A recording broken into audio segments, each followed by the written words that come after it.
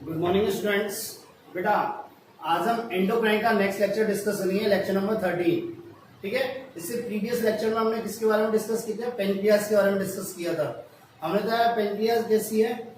Endodermal gland है। कैसी है? ओरिजिन में कैसी होती है? एंडोडर्मल है। ठीक है, कहाँ पाई जाती है? एब्डोमेन कैविटी में, स्टोमक के डोर्सल सरफेस पे at the curve of duodenum, at the curve of डेड्यूनम।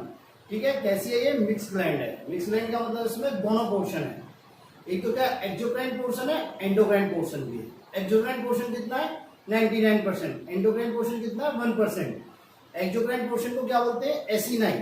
क्या बोलते हैं बेटा? एसिनाइन, जो क्या करता है? पेनक्रियाटिक जूस का सिक्रेशन करता है, या पेनक्रियाटिक जूस का सिक्रेशन एंड सिंथेसिस करता है। जो एंडोक्राइन पार्ट है उसको क्या बोलते हैं? इजलेट ऑफ लैंगरेंस। क्या बोलते हैं? इजलेट ऑफ लैंगरेंस। और इजलेट ऑफ लैंगरेंस कितने होते हैं नंबर्स में? 10 to 20 lakhs, 10 to 20 lakhs। मेरी बात तो समझ में आई? देखो, ये लैंगरेंस, इजलेट ऑफ लैंगरेंस होते हैं, इसमें 4 टाइप की सेल्स होती हैं, अल्फा, बीटा, गामा और पीपी सेल्स। अल्फा सेल्स कितनी होती है? 25%, जो कहाँ होती है? पेरीफेरी पे होती है। ठीक है, और क्या रिलीज करती है? ग्लूकागोन। क्या रिलीज करती है? ग्लूकागोन। और ग्लूकागोन का मेन फंक्शन क्या है? ब्लड में ग्लूकोज की कंसंट्रेशन को इंक्रीज करना। ठीक है, नेक्स्ट आता है बीटा सेल। वो कितनी होती है? 60 to 65%। ठीक है, कहाँ पाई जाती है? सेंट्रल पार्ट में पाई जाती है। कहाँ पाई जाती है? सेंट्रल पार्ट में पाई जाती है। ठीक है, कौन सा हार्मोन रिलीज करती है? इंसुलिन। कौन सा हार्मोन? इंसुलिन। वो क्या करता है? ब्लड में ग्लूकोज की कंसंट्रेशन को मतलब कम करता है। ठीक है, नेक्स्ट आता है, क्या आता है नेक्स्ट? गामा सेल्स, जिन्हें क्या होता है? Delta sales. वो कितनी होती है? 1.5%, सॉरी 10% होती है। कितनी होती है वो? 10%। और वो क्या कहाँ पाई जाती है? बिल्कुल सेंट्रल पार्ट में। किसमें पाई जाती है? सेंट्रल पार्ट में। ठीक है, और क्या रिलीज करती है? सोमेटोस्टेटिन। क्या रिलीज करती है? सोमेटोस्टेटिन। सोमेटोस्टेटिन क्या करता है? जो क्या करता है? अल्फा बीटा सेल्स पर क्या करता है? कंट्रोल करता है। ठीक है, उनके रेगुलेशन को कंट्रोल करता है। नेक्स्ट आती है पीपी सेल या एफ सेल, जो क्या रिलीज कर कितनी परसेंट है? 1.5%। और क्या रिलीज करती है? Pancreatic polypeptide. Exactly pancreatic polypeptide का फंक्शन अभी अननोन है, पर ऐसा प्रिडिक्ट किया जाता है कि ये केस में डाइजेशन ऑफ फूड में हेल्प करता है, डाइजेशन एब्जॉर्प्शन ऑफ फूड में हेल्प करता है। ठीक है, तो हम फर्स्ट डिस्कस करेंगे इंसुलिन। क्या डिस्कस करेंगे? इंसुलिन।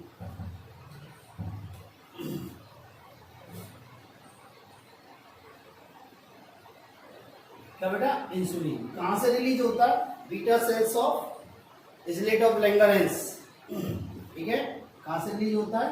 बीटा सेल्स किसकी? Islet of Langerhans. कहां से? Beta cells islet of Langerhans. ठीक है, मेरी बात समझ में आई है नहीं आई? ठीक है, नेक्स्ट थिंग क्या होता है? देखो बेटा, ये इंसुलिन जो होता है, ये इंसुलिन ये कितने अमीनो एसिड्स का बना होता है? 51 अमीनो एसिड्स का बना होता है। और ये अमीनो एसिड्स कितनी चेन में अरेंज है? 2 चेन्स में अरेंज होते हैं, अरेंज इन 2 चेन। ठीक है, एक तो कौन सी होती है? अल्फा चेन, और एक होती है बीटा चेन। एक होती है अल्फा चेन और एक होती है बीटा चेन। ठीक है, अल्फा चेन कितने अमीनो एसिड्स की बनी होती है? 21 अमीनो एसिड्स की। और ये कितने अमीनो एसिड्स की बनी होती है? 30 अमीनो एसिड्स की। ठीक है, और ये both amino acids, both chains किससे कनेक्टेड होती है? डाइसल्फाइड बॉन्ड्स द्वारा।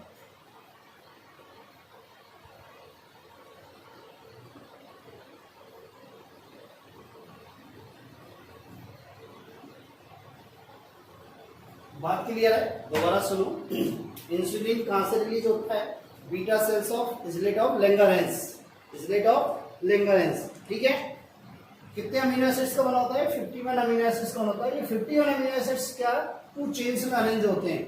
2 चेन्स में क्या होते हैं? अरेंज होते हैं। एक होती है अल्फा चेन, एक होती है बीटा चेन। अल्फा चेन कितने? 21 अमीनो एसिड्स की बनी होती है, बीटा चेन 30 अमीनो एसिड्स की बनी होती है। और दोनों चेन आपस में किसके द्वारा कनेक्ट रहते हैं? डाइसल्फाइड बॉन्ड द्वारा। ठीक है, नेक्स्ट थिंग इंसुलिन। क्या बेटा? इंसुलिन वाज फर्स्ट प्रिपेयर्ड और found by, insulin was first prepared and found by two scientists, Banting and Best. Banting and Best. ठीक है, सबसे पहले इंसुलिन को प्योरफेंड में किसने ऑब्टेन किया था? बेंटिंग एंड बेस्ट ने। किसने? बेंटिंग एंड बेस्ट ने। इसकी molecular structure and term, insulin term किसने दिया था? एएफ सेंगर ने। ठीक है, first human insulin synthesized by सान।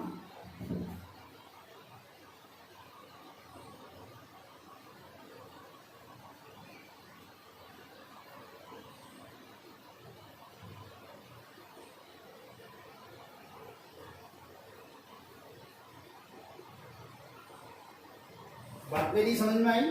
शान। ठीक है, देखो इंसुलिन को फर्स्ट प्रिपेयर्ड किसने किया था, या इसकी प्योर फॉर्म को किसने ऑब्टेन किया था? बेंटिंग एंड बेस्ट ने। किसने? बेंटिंग एंड बेस्ट ने।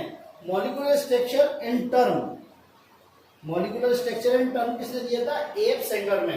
और इसके लिए एएफ सेंगर को क्या मिला था? नोबेल प्राइज दिया गया था। क्या दिया था बेटा? Nobel prize. First human insulin synthesized by सान, और उसे क्या नाम दिया? हुमेलिन। क्या टर्म दिया था उसके लिए? हुमेलिन। क्या टर्म दिया? हुमेलिन। बात मेरी समझ में आई? अब देखते हैं इंसुलिन के फंक्शन क्या क्या है। इंसुलिन के फंक्शन क्या क्या है?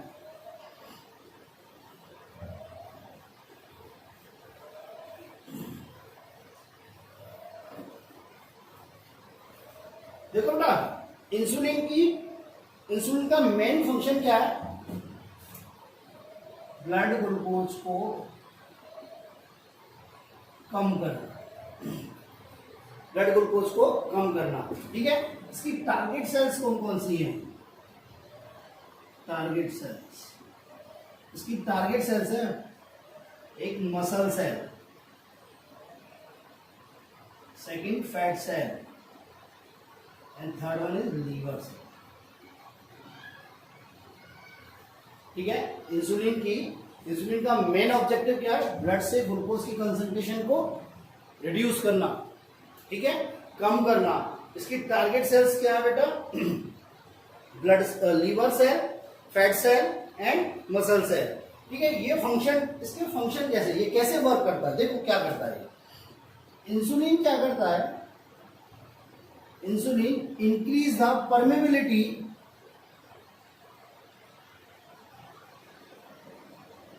of all somatic cells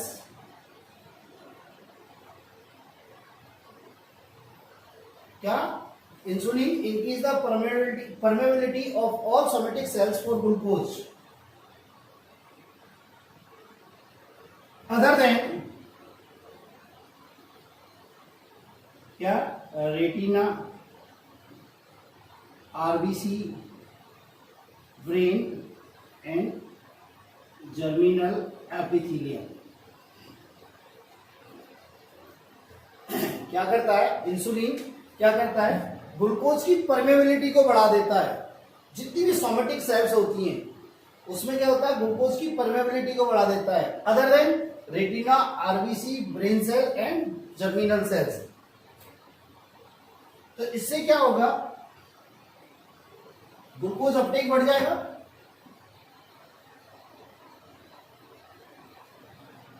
glucose Uptake क्या हो जाएगा? बढ़ जाएगा। ठीक है, और क्या होगा? ब्लड में ग्लूकोज की कंसंट्रेशन क्या हो जाएगी? ब्लड से ग्लूकोज क्या हो जाएगा? किस में एंटर कर जाएगा? सेल्स में। तो क्या होगा? ब्लड में ग्लूकोज की कंसंट्रेशन क्या हो जाएगी? कम हो जाएगी। ठीक है, और क्या करता है ये? क्या करता है? Increase the utilization of glucose in somatic cell. दोबारा सुने, इंसुलिन, ठीक है, बीटा सेल से रिलीज होता है। 51 अमीनो एसिड्स का बना होता है। ये अमीनो एसिड्स 2 चेन में अरेंज होते हैं अल्फा चेन और beta chain. Alpha chain 21 amino acids की बनी होती है, बीटा चेन 30 अमीनो एसिड्स की बनी होती है। दोनों चेन आपस में क्या डाइसल्फाइड बॉन्ड से कनेक्ट होती हैं। बात मेरी क्लियर है? नेक्स्ट देखो बेटा, इंसुलिन की जो प्योर फॉर्म सबसे पहले जो ऑब्टेन की थी वो किसने की थी बेटा? बेंटिंग एंड वेस्ट ने। इसका मॉलिक्यूलर स्ट्रक्चर और इसका टर्म, ये इंसुलिन टर्म किसने दिया? एएफ सेंगर ने। ह्यूमन इंसुलिन को फर्स्ट टाइम सिंथेसाइज किया शाम ने। ठीक है, मेरी बात क्लियर है? अब देखो इंसुलिन के फंक्शन पढ़ते हैं। इंसुलिन का मेन ऑब्जेक्टिव क्या है? ब्लड ग्लूकोज को इनहिबिट करना या ब्लड ग्लूकोज को रिड्यूस करना। ठीक है, इसकी टारगेट सेल्स क्या है? Muscle cells, fat cells and liver cells. अब इंसुलिन क्या करता है? क्या होता है? ग्लूकोज की परमेबिलिटी को बढ़ा देता है किनमें? सोमेटिक सेल्स में। मतलब increase the permeability of all somatic cell for glucose, या increase the permeability of glucose in all somatic cell, ऐसे भी लिख सकते हैं। ठीक है, but other than in all somatic cells में, पर इन सेल्स में ये इस परमेबिलिटी को चेंज नहीं करता। किसमें? रेटिना में, आरबीसी में, ब्रेन सेल्स में और जर्मिनल एपिथेलियम में। जब परमेबिलिटी चेंज हो गई तो ग्लूकोज अपटेक बढ़ जाएगा। मतलब ब्लड से ग्लूकोज कहाँ इंटर कर जाएगा? सेल में। ठीक है, तो क्या होगा? जब सेल में इंटर कर गया ब्लड से, तो ब्लड में ग्लूकोज की मात्रा क्या हो गई? इनहिबिट हो गई, रिड्यूस हो गई, डिक्रीज हो गई। ठीक है, और क्या करता है ये insulin? Increase the utilization of glucose in somatic cell, increase the utilization of somatic cell. So क्या होगा? Blood glucose level become reduce. ठीक है, नेक्स्ट क्या करता है? मेटाबॉलिज्म पे क्या इफेक्ट है इसका? क्या बेटा? मेटाबॉलिज्म पे क्या इफेक्ट है? देखिए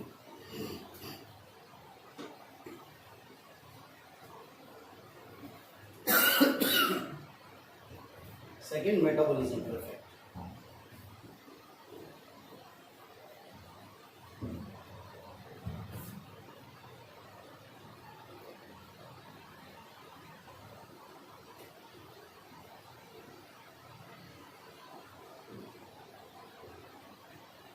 इफेक्ट ऑन मेटाबॉलिज्म। देखो ना मेटाबॉलिज्म पे क्या effect. First one, carbohydrate.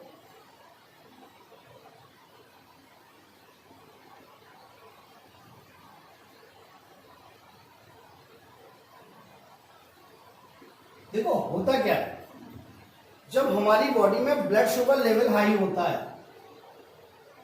Blood glucose level high होता है, तो ये ग्लूकोज किस में कन्वर्ट हो जाता है? ग्लाइकोजन में। किसमें कन्वर्ट हो जाता है? ग्लाइकोजन में। जब ग्लाइकोजन फिल हो जाता है कंप्लीटली, तो फिर किसमें कन्वर्ट हो जाता है? ये फैट में। ठीक है, जब ब्लड ग्लूकोज हाई है। ठीक है, पर जब ब्लड ग्लूकोज लो होता है, ब्लड ग्लूकोज लो होता है, तो क्या होता है? ये ग्लाइकोजन किसमें कन्वर्ट हो जाता है? ग्लूकोज में। किसमें? ग्लूकोज में। मेरी बात समझ में आई? तो देखो इंसुलिन को क्या करना है? ब्लड ग्लूकोज को रिड्यूस करना है। ब्लड ग्लूकोज को रिड्यूस करना है, तो वो उन सारे प्रोसेस को क्या करेगा? स्टिमुलेट करेगा, जो क्या ग्लूकोज को ग्लाइकोजन में कन्वर्ट कर रहे हैं, ग्लूकोज को ग्लाइकोजन में कन्वर्ट कर रहे हैं। मतलब ये क्या करेगा? Increase the glycogenesis. Increase the glycogenesis means glucose convert into the glycogen. ठीक है, second, inhibit the gluconeogenesis. Inhibit the gluconeogenesis. अब ग्लूकोनियोजेनेसिस क्या? Formation of glucose. क्या बेटा? Formation of glucose other than the carbohydrate, या formation of glucose by non carbohydrate product, non carbohydrate product. ठीक है, और क्या करेगा? Inhibit the glycogenolysis. Inhibit the glycogenolysis. ठीक है, एक ग्लूकोनियोजेनेसिस क्या है? Non carbohydrate convert into the glucose. ठीक है, नेक्स्ट क्या करेगा? Glycogenolysis. Glyco means glycogen, lysis means break down. मतलब ग्लाइकोजन से क्या हो रहा है, ग्लूकोज। बात मेरी क्लियर है? ठीक है, तो ये कार्बोहाइड्रेट मेटाबॉलिज्म में क्या करेगा, ग्लाइकोनियोजेनेसिस को क्या करेगा, इंड्यूस करेगा, इसको स्टिमुलेट करेगा, जबकि ग्लूकोनियोजेनेसिस एंड ग्लाइकोजिनोलाइसिस को क्या करेगा, इनहिबिट करेगा। ठीक है, नेक्स्ट क्या करता है, ये क्या करता है, increase the utility of glucose या increase the utilization of glucose, increase the utilization of glucose in cell.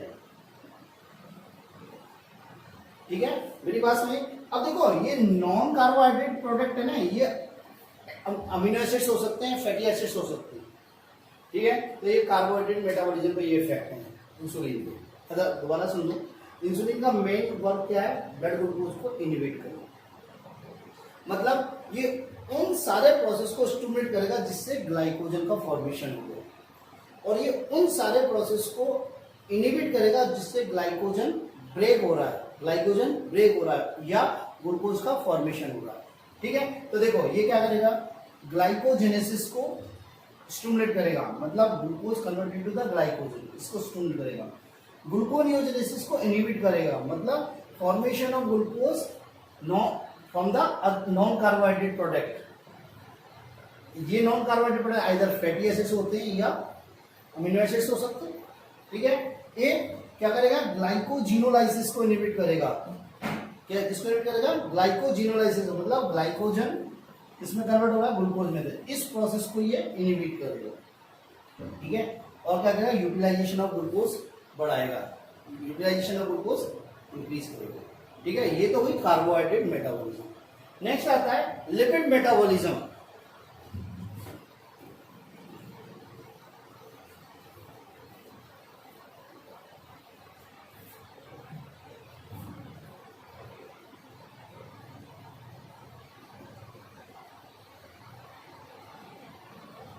देखो ना, हमारी बॉडी के अंदर बहुत सारे फैटी एसिड्स हैं, बहुत सारे फैटी एसिड्स हैं। अब ये क्या करता है, ये इंसुलिन फैटी एसिड्स को किस में कन्वर्ट करता है, लिपिड में। फैटी एसिड्स को किस में कन्वर्ट करता है, लिपिड में। तो ये क्या करेगा, लिपोजेनेसिस करेगा। क्या करेगा, लिपोजेनेसिस। यदि ये लिपोजेनेसिस नहीं करेगा तो क्या होगा, फैटी एसिड किस में चल जाएंगे, ग्लूकोनियोजेनेसिस के प्रोसेस में, और किसका फॉर्मेशन है, ग्लूकोज का। ठीक है, तो ये क्या करेगा, लिपोजेनेसिस करेगा। क्या करेगा, लिपोजेनेसिस, मतलब फॉर्मेशन ऑफ लिपिड। सेकंड पे क्या करेगा, ये inhibit the ketone bodies formation.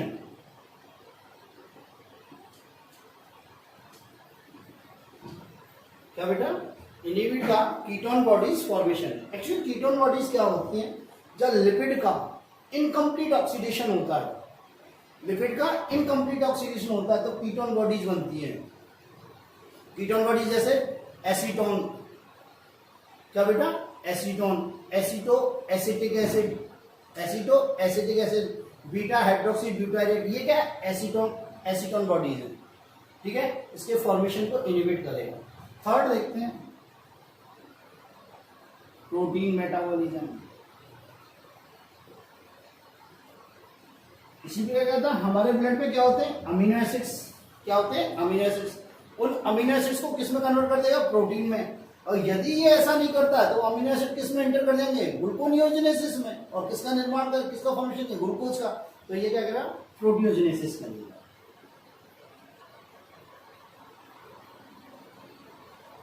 क्या करेगा, प्रोटियोजेनेसिस करेगा।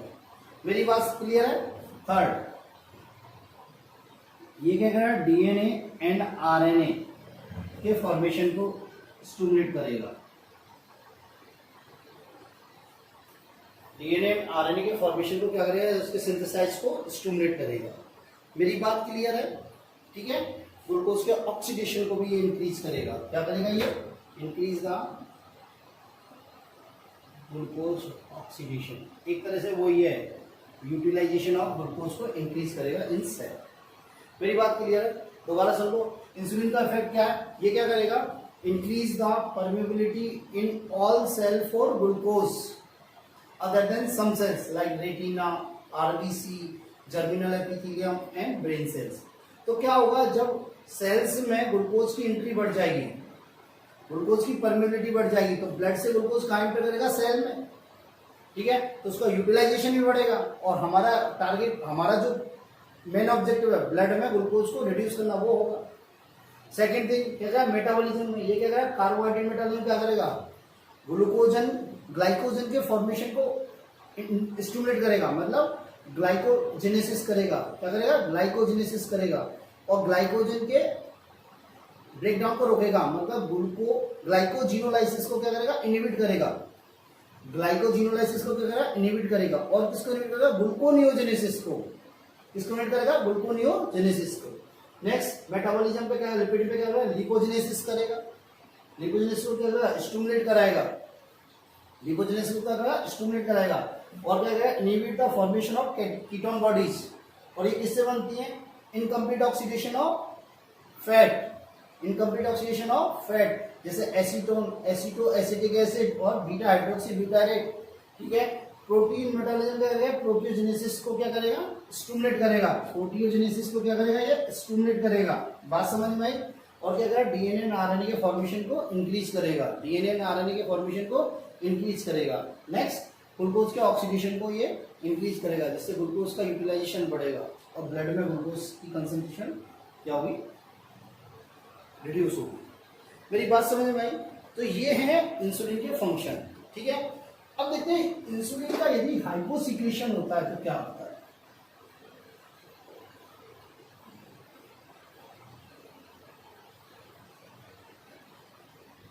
इंसुलिन का यदि हाइपोसिक्रेशन होता है तो क्या होता है, हाइपर सिक्रेशन होता है तो क्या होता है।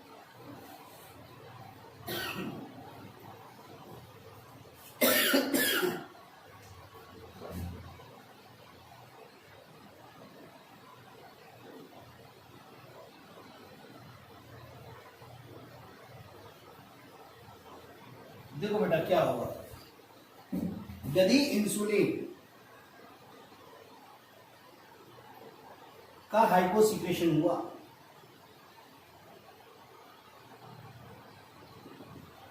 तो ब्लड में ग्लूकोज की लेवल इंक्रीज होगा, मतलब क्या होगा, हाइपरग्लाइसीमिया। क्या आएगा बेटा, हाइपरग्लाइसीमिक कंडीशन आएगी।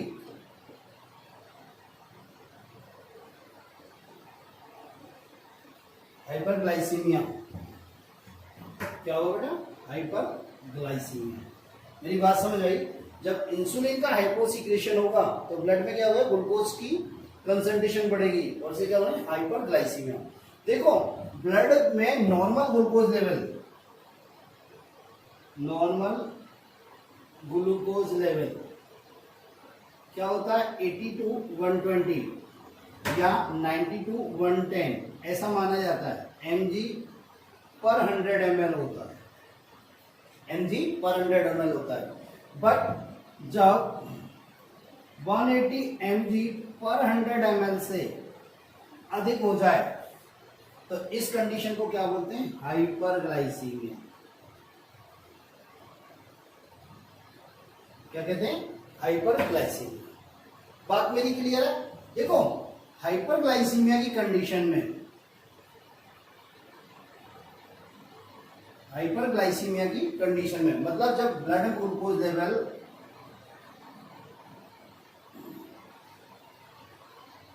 मोर देन 180 mg पर 100 ml से ml है, तो इस कंडीशन में क्या होगा, ग्लूकोज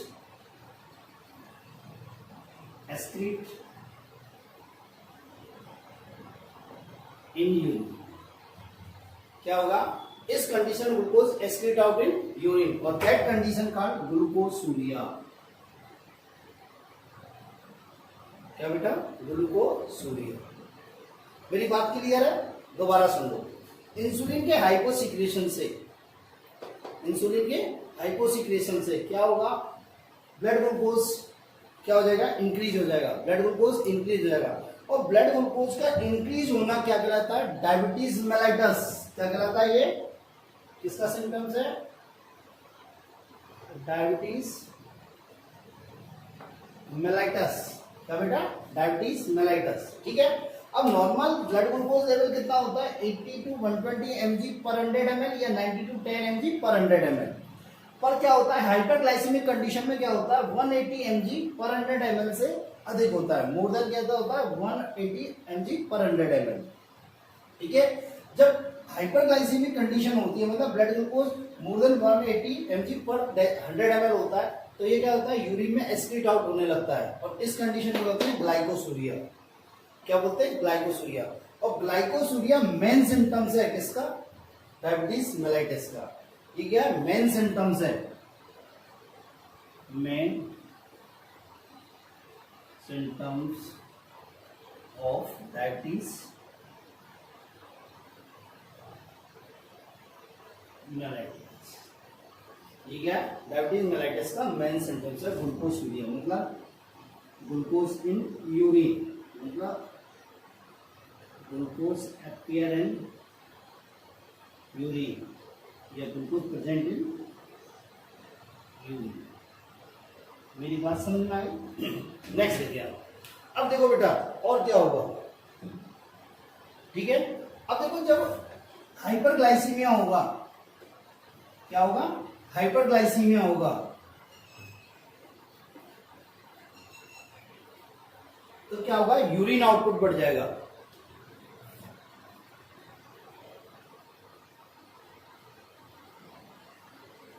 हाइपरग्लाइसीमिया होगा तो क्या होगा यूरिन आउटपुट बढ़ जाएगा या यूरिन वॉल्यूम बढ़ जाएगा, एक तरह से यूरिन वॉल्यूम बढ़ जाएगा।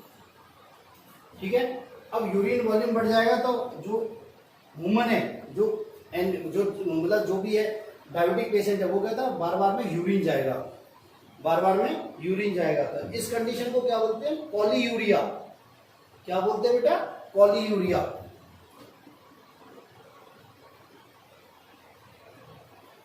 क्या बोलते हैं पॉलीयूरिया। अब देखो यूरिन आउटपुट बढ़ गया तो बॉडी के अंदर क्या हो गई वाटर की डिफिशियंसी हो गई। क्या हो गई वाटर की डिफिशियंसी हो गई। पॉलीयूरिया से हो गई वाटर की डिफिशियंसी हो गई, वाटर की हो गई डिफिशियंसी हो गई, तो क्या हो गया डिहाइड्रेशन। क्या हो जाएगा डिहाइड्रेशन।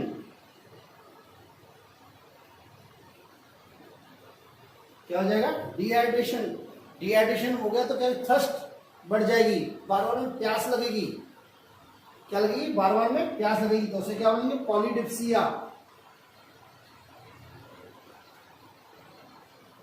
क्या बोलेंगे बेटा पॉलीडिप्सिया। बात समझ में आई। हाइपरग्लाइसीमिया हो गया मतलब डायबिटीज मेलाइटिस हो गई तो यूरिन आउटपुट बढ़ जाएगा।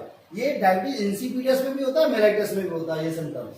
ठीक है, यूरिन आउटपुट बढ़ जाएगा तो इसे क्या बोलेंगे पॉलीयूरिया, को बार बार में यूरिन एक्सक्रीट करने जाएगा।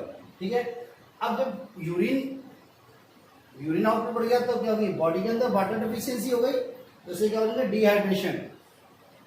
क्या बोलेंगे डिहाइड्रेशन। डिहाइड्रेशन होगा थ्रस्ट बढ़ेगी तो इसे बोलेंगे पॉलीडिप्सिया। क्या बोलेंगे बेटा पॉलीडिप्सिया। अब देखो क्या होगा सोमेटिक सेल्स में ग्लाइको हाइपरग्लाइसीमिया कंडीशन में क्या होगा जो सोमेटिक सेल्स होगी उसमें क्या होगी ग्लूकोज की डिफिशियंसी है। सोमेटिक सेल्स में क्या है ग्लूकोज की डिफिशियंसी है। क्यों? क्योंकि सेल्स क्या होती है ग्लूकोज को अपटेक नहीं कर पा रही है, ग्लूकोज की कमी हो गई तो एनर्जी की कमी हो जाएगी। क्या होगी एनर्जी की कमी हुई थी। इस केस में क्या होगी हंगर बढ़ जाएगी, भूख बढ़ जाएगी। क्या बढ़ जाएगी बेटा भूख बढ़ जाएगी। और इस कंडीशन को क्या बोलते हैं पॉलीफेजिया। क्या बोलते हैं इस कंडीशन को पॉलीफेजिया। क्या बोलते हैं बेटा इस कंडीशन को पॉलीफेजिया। GI। बात मेरी समझ में आई, दोबारा सुन लो। इंसुलिन के हाइपोसीक्रेसी से ब्लड ग्लूकोज का इंक्रीज हो जाएगा तो हाइपरग्लाइसीमिया हो जाएगा। और ये क्या है डायबिटीज मेलाइटिस। जब हाइपरग्लाइसीमिया होगा तो क्या हो गया ब्लड ग्लूकोज किस में एक्सक्रीट आउट होने लगा यूरिन में, तो उसे क्या उस कंडीशन को क्या बोलेंगे ग्लाइकोसूरिया या ग्लूकोसूरिया। ठीक है, अब हाइपरग्लाइसीमिया कहता है यूरिन आउटपुट बढ़ जाएगा तो उसे क्या बोलेंगे पॉलीयूरिया। और पॉलीयूरिया हुआ तो बॉडी के अंदर क्या होती है वाटर की डिफिशियंसी हुई तो डिहाइड्रेशन। डिहाइड्रेशन होगा तो बार बार प्यास लगेगी तो उसे पॉलीडिप्सिया। दूसरी बात क्या हुई, हाइपरग्लाइसेमिया सोमेटिक सेल्स में ग्लूकोज की डिफिशियंसी हो जाएगी, एनर्जी लेवल डाउन हो जाएगा, तो क्या होगी, भूख लगेगी, तो इसे क्या होंगे, पॉलीफेजिया। क्या बोलेंगे बेटा, पॉलीफेजिया। और क्या होगा बेटा, नेक्स्ट क्या होगा, देखो कीटो एसिडोसिस भी होगा। क्या होगा, कीटो एसिडोसिस। मैं बताता हूँ कीटो एसिडोसिस क्या होगा।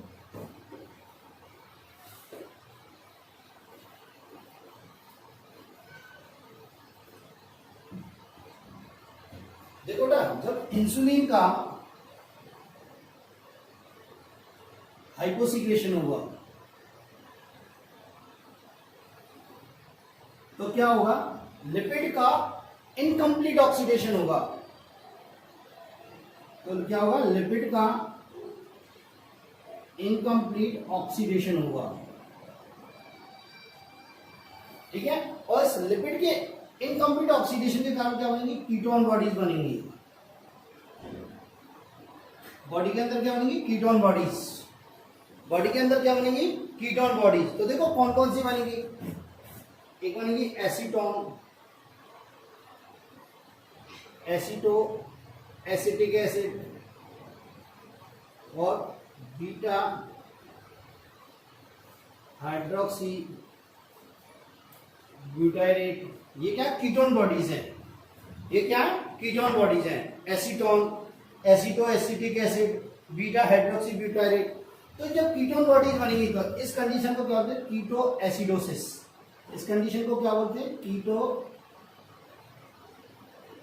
एसिडोसिस। क्या बोलेंगे, कीटो एसिडोसिस। अब ये कीटोन बॉडीज क्या करेंगी, यूरिन में एक्सक्रीट आउट होने लगेंगी। ये क्या बनेंगी, यूरिन में एक्सक्रीट आउट होने लगेंगी।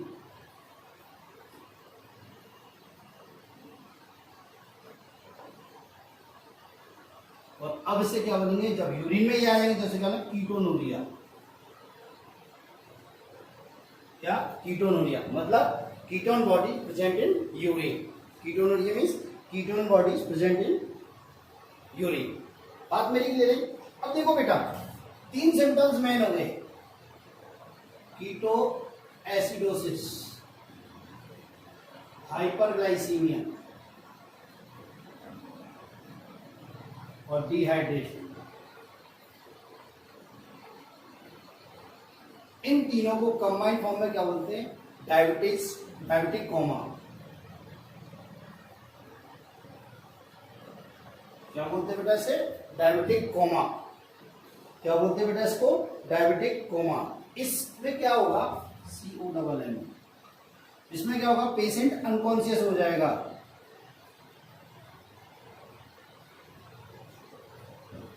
ठीक है, उसके बाद क्या होगा, कोमा में, और फाइनली क्या होगी, डेथ हो जाएगी। यदि इसको ट्रीट नहीं किया गया तो क्या होगा, डायबिटिक कोमा होगा। डायबिटिक कोमा में क्या होगा, पेशेंट अनकॉन्शियस हो जाएगा। पेशेंट क्या हो जाएगा, अनकॉन्शियस हो जाएगा।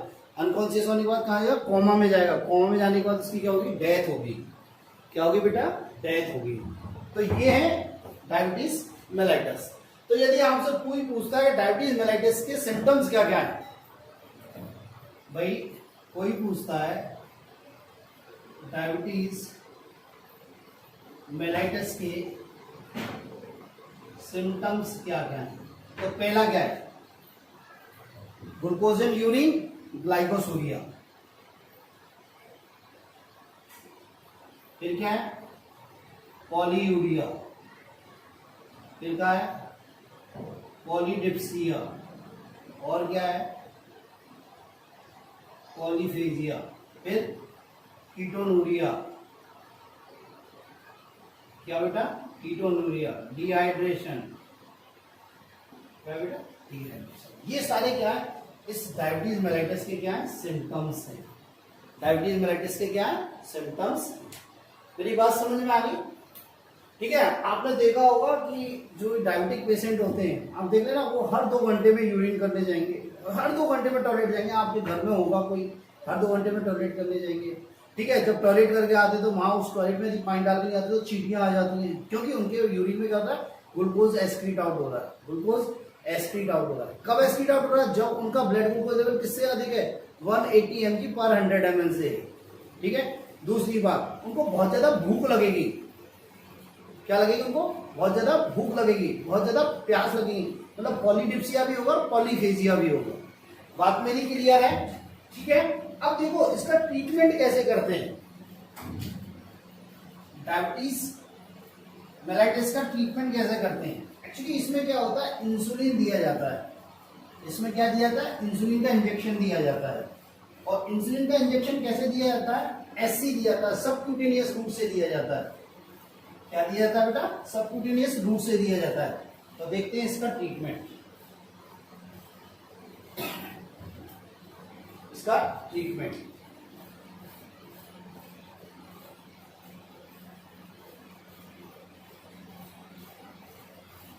इसमें क्या दिया जाता है बेटा, ट्रीटमेंट में इंसुलिन इंजेक्शन दिया जाता है।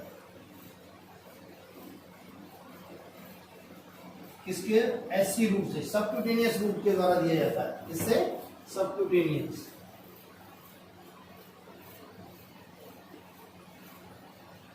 ये रूट ऑफ एडमिनिस्ट्रेशन है इसका, इंसुलिन का इंजेक्शन। या तो यहाँ बाजू में दिया जाता है या पेट में दिया जाता है डायरेक्ट। ठीक है। ये दूसरी बात, इंसुलिन को कभी है ना ओरली नहीं ले सकते, ओरल रूट से नहीं ले सकते। क्यों? क्योंकि इंसुलिन जैसे ही स्टोमक में जाएगा तो स्टोमक का जो एसिड है, गैस्ट्रिक जूस, वो क्या करेगा, इसको इनएक्टिव कर देगा, इसको डीनेचुरेट कर देगा। एक्चुअली इंसुलिन प्रोटीन है, इंसुलिन क्या है, प्रोटीन है। इसका डीनेचुरेशन हो जाएगा, इनएक्टिव हो जाएगा और ये क्या होगा, डाइजेस्ट हो जाएगा। दूसरी बात, एक बात सुनो, इंसुलिन एक फर्स्ट ऐसी प्रोटीन है जिसको लैब में आर्टिफिशियली सिंथेसाइज किया गया था। ध्यान रखना, इंसुलिन फर्स्ट ऐसा प्रोटीन हार्मोन है जिसको लैब में आर्टिफिशियली सिंथेसाइज किया गया था। और इसके क्या बनाए गए थे, क्रिस्टल बनाए गए थे। क्या बनाए गए थे बेटा, क्रिस्टल। ठीक है। अब देखो ये डायबिटीज मेलाइटस है, हालांकि आपके कोर्स में है नहीं है, फिर भी मैं बताता हूँ। डायबिटीज मेलाइटस दो प्रकार की होती है, टू टाइप्स की होती है। कौन कौन सी होती है, टाइप 1 और टाइप 2। डायबिटीज मेलाइटस कितने प्रकार की होती है, दो प्रकार की होती है, टाइप 1 एंड टाइप 2। पहली इसको बोलते हैं IBDM। ये डायबिटीज मेलाइटस दो प्रकार की है, टाइप 1 और टाइप 2। पहली है IDDM और सेकंड है NIDDM। देखो इसका मतलब क्या होता है, इसका मतलब होता है insulin dependent diabetes mellitus first. इसका मतलब क्या है, insulin dependent diabetes mellitus first. ठीक है। और इसका मतलब क्या है, नॉन इंसुलिन डिपेंडेंट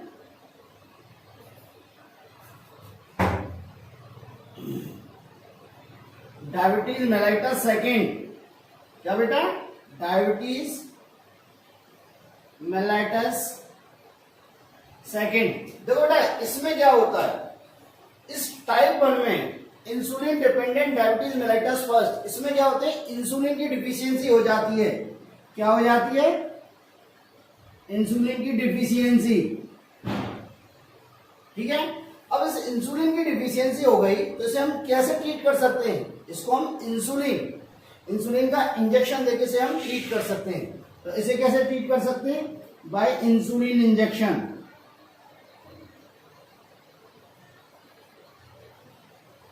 इसके द्वारा बेटा, इंसुलिन इंजेक्शन के द्वारा।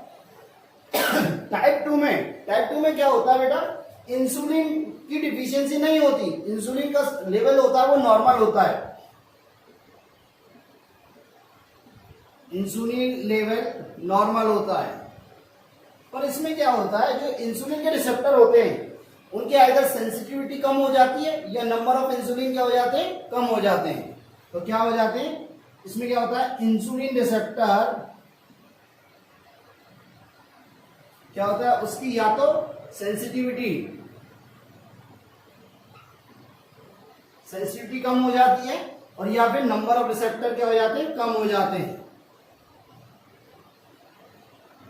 नंबर ऑफ रिसेप्टर कम हो जाते हैं, इसलिए ये डायबिटीज मेलाइटस सेकेंड होती है। बात समझ में आई। दूसरी बात क्या होता है, कभी कभी डायबिटीज मेलाइटस ऑटोइम्यून डिजीज है। क्या बेटा, ऑटोइम्यून डिजीज।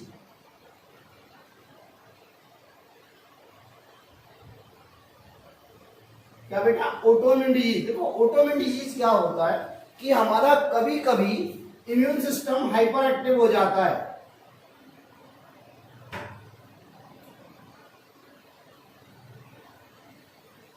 क्या हो जाता है, कभी कभी इम्यून सिस्टम हाइपर एक्टिव हो जाता है और क्या करता है, एंटीबॉडीज बनाने लगता है। बीटा सेल्स के अगेंस्ट में क्या बनाने लगता है, एंटीबॉडीज। क्या बनाता है, एंटीबॉडीज।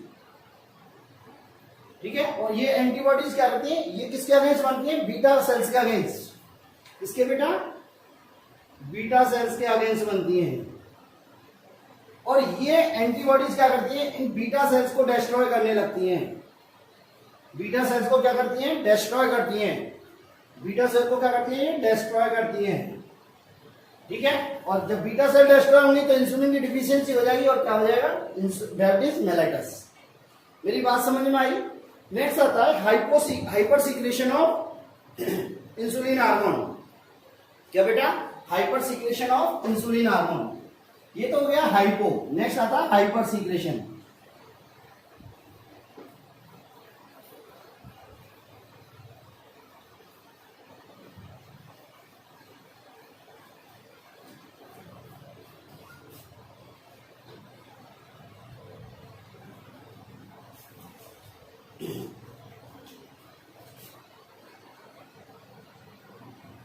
क्या बेटा, हाइपर सीक्रेशन ऑफ इंसुलिन। देखो बेटा, यदि इंसुलिन का सीक्रेशन इंक्रीज हो गया, इंसुलिन का सीक्रेशन इंक्रीज हो गया तो क्या हो गया, ब्लड ग्लूकोज की डिफिशियंसी हो जाएगी। ब्लड में ग्लूकोज की क्या हो जाएगी, डिफिशियंसी। मतलब कौन सी कंडीशन आएगी, हाइपोग्लाइसीमिया। क्या हो जाएगी बेटा, हाइपोग्लाइसीमिया। यदि इंसुलिन का सीक्रेशन इंक्रीज हो गया तो ब्लड में ग्लूकोज का लेवल क्या हो जाएगा, डिक्रीज हो जाएगा और क्या हो जाएगी, हाइपोग्लाइसीमिया। अब देखो बेटा, हाइपोग्लाइसीमिया कंडीशन में क्या होगा, हाइपोग्लाइसीमिया कंडीशन में क्या होगी कि ब्लड सप्लाई, जो ब्लड शुगर सप्लाई, ये कह सकते हैं शुगर या ग्लूकोज सप्लाई क्योंकि डिक्रीज हो जाएगी। कहां पे, रेटिना में, आरबीसी में, ठीक है, और किसमें, ब्रेन सेल्स में। इसमें बेटा रेटिना में, आरबीसी में, ब्रेन सेल्स में, जर्मिनल एपिथेलियम में। यहां क्या होगी, ब्लड सप्लाई क्या होगी, या तो स्टॉप हो गई या डिक्रीज हो गई, या तो डिक्रीज और स्टॉप। मैंने आपको बताया था पहले भी, क्या बताया था कि भाई जो इंसुलिन होता है वो क्या करता है, जितनी भी सोमेटिक सेल्स हैं उसमें क्या करता है, ग्लूकोज की परमेबिलिटी को इंक्रीज कर देता है। ग्लूकोज की परमेबिलिटी को इंक्रीज कर देता है, other than retina cell, RBC cell, brain cell and germinal epithelium की सेल्स। ठीक है, अब क्या हुआ, जब इसने सब जितनी भी सेल्स थी बॉडी की उसमें क्या हो गया, ग्लूकोज की परमेबिलिटी को इंक्रीज कर दिया तो क्या हो गया, सारा ब्लड का ग्लूकोज कहां चला गया, सेल्स के अंदर चला गया। इसके अंदर, सेल्स के अंदर, तो ब्लड में क्या हो गई, ग्लूकोज की डिफिशियंसी हो गई। अब डिफिशियंसी हो गई तो इनके लिए क्या हुआ, ब्लड सप्लाई क्या हो गई, इंटरप्टेड हो गई। ब्लड सप्लाई या तो स्टॉप हो गई या फिर डिक्रीज हो गई। तो क्या होगा बेटा, अब रेटिना में भी ब्लड सप्लाई डिक्रीज हो गई तो क्या होगा, विजन से रिलेटेड प्रॉब्लम हो जाती है। क्या हो गई, विजन से रिलेटेड प्रॉब्लम हो जाती है।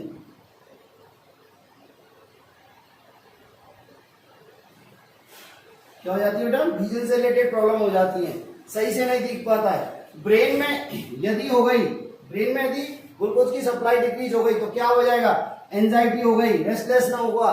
क्या होगी बेटा, एंजाइटी होगी, रेस्टलेसनेस होगी, अनकॉन्शियस हो जाएगा पेशेंट। क्या हो जाएगा, अनकॉन्शियसनेस, स्टिफनेस आ जाएगी और डेथ होगी। ठीक है, तो मेन क्या होगा, अनकॉन्शियसनेस, अनकॉन्शियसनेस। ठीक है, फिर क्या होगी, स्टिफनेस, बॉडी में स्टिफनेस आ जाएगी, कोमा एंड डेथ। ठीक है, ये होगा यदि ब्रेन में ग्लूकोज सप्लाई क्या हो गई, इंटरप्टेड हो गई या ग्लूकोज सप्लाई स्टॉप हो गई। यदि जर्मिनल एपिथेलियम में यदि जर्मिनल एपिथेलियम में ग्लूकोज की सप्लाई स्टॉप हो गई तो क्या होगी, रिप्रोडक्टिव प्रॉब्लम्स हो जाएंगी, बहुत सारी डिजीज ऐसी हो जाएंगी जो रिप्रोडक्शन से रिलेटेड होंगी, मतलब रिप्रोडक्टिव कैपेसिटी क्या हो गई, ह्यूमन की डिक्रीज हो जाएगी या एनिमल की डिक्रीज हो जाएगी। तो क्या रिप्रोडक्टिव कैपेसिटी डिक्रीज हो जाएगी, ठीक है, रिप्रोडक्टिव कैपेसिटी क्या होगी, डिक्रीज हो जाएगी। गैमेट्स का फॉर्मेशन नहीं होगा, गैमेट फॉर्मेशन रुक जाएगा, गैमेट फॉर्मेशन रुक जाएगा, ठीक है। तो दोबारा सुनो, यदि इंसुलिन का हाइपर सिक्रेशन हो गया तो ब्लड में ग्लूकोज की डिफिशियंसी हो जाएगी और इसे क्या बोलते हैं, हाइपोग्लाइसीमिया कंडीशन। क्या बोलते हैं, हाइपोग्लाइसीमिया कंडीशन। अब देखो हाइपोग्लाइसीमिया कंडीशन में क्या होगा कि ब्लड में ग्लूकोज की डिफिशियंसी हो गई तो क्या होगा, रेटिना, आरबीसी, ब्रेन और जर्मिनल एपिथेलियम को ग्लूकोज की सप्लाई क्या होगी, स्टॉप हो जाएगी या इनहिबिट हो जाएगी या फिर डिक्रीज हो जाएगी। तो यदि रेटिना में हुई तो विजुअल रिलेटेड प्रॉब्लम हो जाएगी, विजन से रिलेटेड प्रॉब्लम हो जाएंगी। ब्रेन में हुई तो क्या होगा, अनकॉन्शियसनेस होगी, कॉन्शियसनेस अनकॉन्शियस हो जाएगा पेशेंट, क्या हो जाएगा, अनकॉन्शियस हो जाएगा, स्टिफनेस आ जाएगी, कोमा आएगा और डेथ होगी, ठीक है। जर्मिनल एपिथेलियम में डिफिशियंसी होगी ग्लूकोज की तो क्या होगी, रिप्रोडक्टिव कैपेसिटी डाउन हो जाएगी, ठीक है, और गैमेट्स फॉर्मेशन इनहिबिट होगा, गैमेट फॉर्मेशन नहीं होगा। बात मेरी क्लियर है। तो ये है आपका क्या, हाइपर सिक्रेशन ऑफ इंसुलिन, ठीक है बेटा, ये होता है आपका इंसुलिन, ठीक है। नेक्स्ट आता है आपका ग्लूकागॉन। क्या आता है, ग्लूकागॉन। नेक्स्ट हार्मोन आता है आपका ग्लूकागॉन।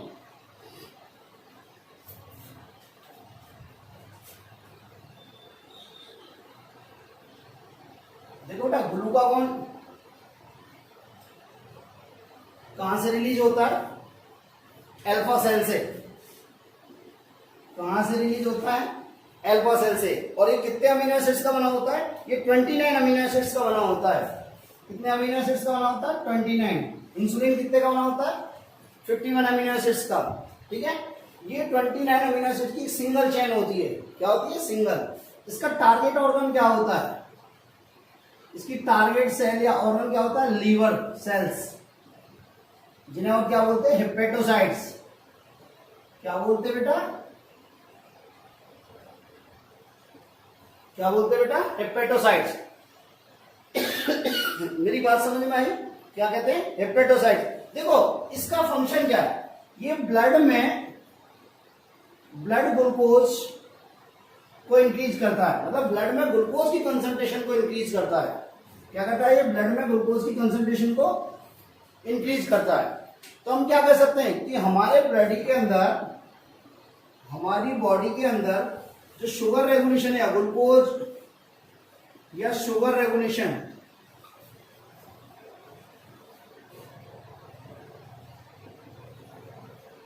शुगर रेगुलेशन वो कौन कौन करता है बेटा, insulin and glucagon, insulin and glucagon, ठीक है।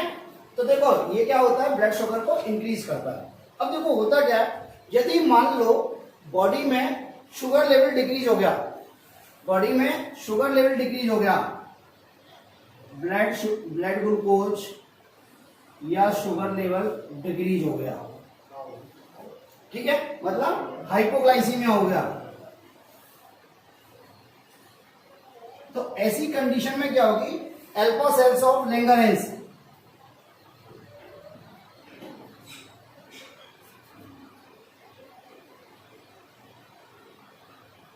क्या निकालेंगी, ग्लूकागॉन रिलीज करेंगी।